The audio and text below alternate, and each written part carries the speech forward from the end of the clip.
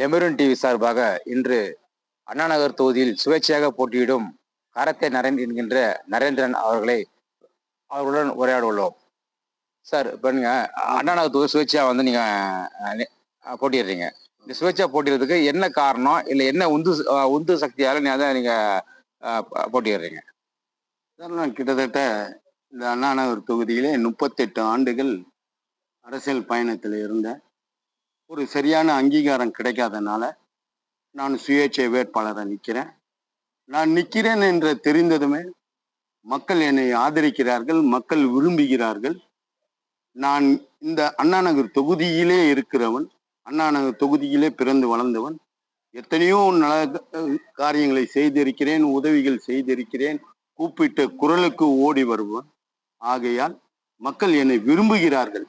அந்த ஒரு காரணத்தினால் நான் இன்றைக்கு அண்ணா நகர் தொகுதியில சுயேட்சை வேட்பாளராக நிற்கிறேன். சார், இப்போ நீங்க சுயேட்சை வேட்பாளர் இருக்கிறீங்க, உங்களுக்கு எந்த அளவுக்கு வெற்றி வாய்ப்பு இருக்குது இந்த தொகுதியில? உங்களுக்கு நிச்சயம் வெற்றி வாய்ப்பு இருக்கு. மக்கள் என்னை வரவேற்கிறார்கள். என்னை அண்ணா நகர் தொகுதி முழுக்கவே என்னை நன்றாக தெரியும். நான் அந்த அளவுக்கு சேவை செய்வேன். கூப்பிட்ட குரலுக்கு ஓடி வருவேன். ஆகையால் மக்கள் நீங்கள் வாங்கள், நீங்கள் உங்களுடைய சின்னத்தை எடுத்துக்கொண்டு வாருங்கள், உங்களுக்கு நாங்கள் ஓட்டு போடுகிறேன் என்று சொல்கிறார்கள். ஆகையால் அந்த எண்ணத்திலே நான் இன்றைக்கு சுயேட்சை வேட்பாளராக நிற்கிறேன். வெற்றி பெறுவேன் என்ற எண்ணத்தில் இருக்கிறேன். சார், இப்போ நீங்க சுயேட்சையாளர் நிற்கிறீங்க, நீங்க மக்களோட ஆதரவோட வெற்றி பெற்று விட்டால் இந்த தொகுதி மக்களுக்கு என்னென்னலாம் செய்யணும் ஒரு மனசுல இருக்கும் இல்லையா, அதை சொல்ல முடியுமா? சார், என்னால முடிந்தவரை அந்தந்த பகுதி வாரியாக, வட்டம் வாரியாக என்னென்ன குறைகள் விடுபட்டு இருக்கிறோம். இந்த மழை காலங்களில் எத்தனையோ தண்ணீர் தேங்கி மக்கள் அவதிப்பட்டு இருக்கிறார்கள். என்னால் முடிந்தவரை அந்தந்த பகுதியில எந்த குறைகள் இருக்கிறதோ அந்த குறைகளை நான் நிறைவேற்றுவேன். சார், இப்போ பெரிய கட்சியெல்லாம் இருக்குது, பெரிய கட்சியெல்லாம் நம்ம ஒவ்வொருத்தரும் ஒரு வாக்குறுதி கொடுக்குறாங்க, மக்களுக்கு ஒரு லிஸ்ட் போட்டு கொடுக்குறாங்க. அது மாதிரி நீங்க சுயேட்சை வேட்பாளர் அண்ணா தொகுதி, இந்த அண்ணா தொகுதி நிற்கிறது, நீங்க மக்களுக்கு என்ன வாக்குறுதி கொடுக்க விரும்புறீங்க? சார், என்னால என்ன முடியுமோ மக்களுக்காக நான் சட்டமன்றத்திலே சென்று அவர்களுக்காக குரல் கொடுப்பேன். அதே போன்று என்னால் முடிந்தவரை அவர்களுக்கு என்ன குறைகள் இருக்கிறதோ அந்த குறைகளை நிறைவேற்றுவேன். இப்ப நீங்க சொன்னீங்க 38 ஆண்டுகளாக மக்கள் சேவையில் இருக்கிறேன்னு சொன்னீங்க, ஒரு இயக்கத்தில் சொன்னீங்க. அப்படி இருக்கும்போது மக்களுக்கு இது வரைக்கும் என்னென்ன செஞ்சீங்கன்னு சொல்லி உங்களால பட்டியலிட முடியுமா? சார், எத்தனையோ மக்கள் கூப்பிட்ட குரலுக்கு நான் இரவு பகல் என்று பாராமல் ஓடி இருக்கிறேன். அவர்களுக்கு அடிப்படை வசதியான ரேஷன் கார்டுகள், உதவி பென்ஷன்கள், மகளிருக்காக என்ன என்ன அவர்கள் குறைகள் இருக்கிறதோ அரசாங்கத்திடம் இருந்து வாங்க முடியாமல் கட்சிக்காரர்களிடம் சொல்லி அதை முடியாத இருந்தவர்களிடம் அவர்கள் என்னிடத்தில் வந்தவர்களுக்கு அனைவருக்குமே அவர்கள் குறைகளை நிறைவேற்றி இருக்கிறேன். ஆகையால் அந்த ஒரு எண்ணத்தில் தான் நான் இங்கு சுயேட்சை வேட்பாளராக நிற்கிறேன். அது பொதுமக்கள் அனைவருக்குமே தெரியும். என்னை ஆதரிக்கிறார்கள், என்னை விரும்புகிறார்கள். சார், உங்களோட முயற்சிக்கு எங்கள் லெமரன் டிவி சார்பாக வாழ்த்துக்கள் தெரிவிக்கணும். நன்றி, வணக்கம் சார், மிக்க நன்றி. நன்றி.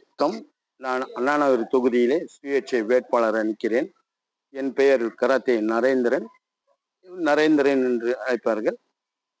நான் கிட்டத்தட்ட 38 ஆண்டுகள் அரசியல் வாழ்க்கையிலே பயணித்தேன்.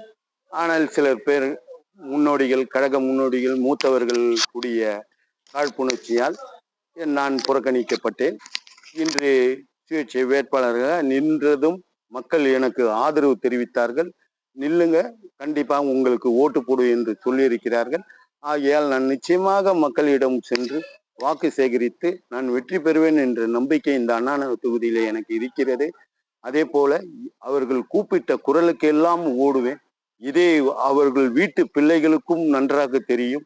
அவர் எந்த விஷயத்துக்கு கூப்பிட்டாலும் ஓடி வருபவர், நமக்காக உதவி செய்பவர் என்றெல்லாம்.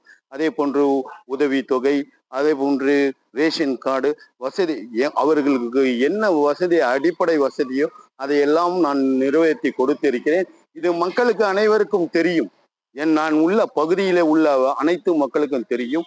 நான் இந்த தொகுதியிலே தெரியாதவனே கிடையாது. எனக்கு ஒரு நல்ல வாய்ப்பு இருக்கிறது. மக்கள் நில்லுங்கள் என்று சொல்கிறார்கள். ஆகையால் நான் நிச்சயமாக மக்களுடைய ஆதரவோடு நிற்கிறேன். அதே போன்று நான் வெற்றி பெற்று வந்தால் அவர்களுக்காக நான் சட்டமன்றத்திலே குரல் கொடுப்பேன் என்று இந்த நேரத்திலே நான் கூற விரும்புகிறேன். அவர்கள் எங்கெங்க பகுதியிலே என்னென்ன குறைகள் இருக்கிறதோ அதையெல்லாம் கண்டறிந்து அதை சட்டமன்றத்திலே குரல் கொடுத்து அதை நிறைவேற்றி கொடுப்பேன் என்ற நம்பிக்கை எனக்கு இருக்கிறது. மோதிரம் என்னுடைய சின்னம். ஆகையால் மோதிரம் சின்னத்திலே வாக்களித்து என்னை பெருவாரியான வாக்கு வித்தியாசத்தில் வெற்றி பெற செய்யும்படி உங்களை பொற்பாதங்களை தொட்டு வணங்கி கேட்டுக்கொள்கிறேன்.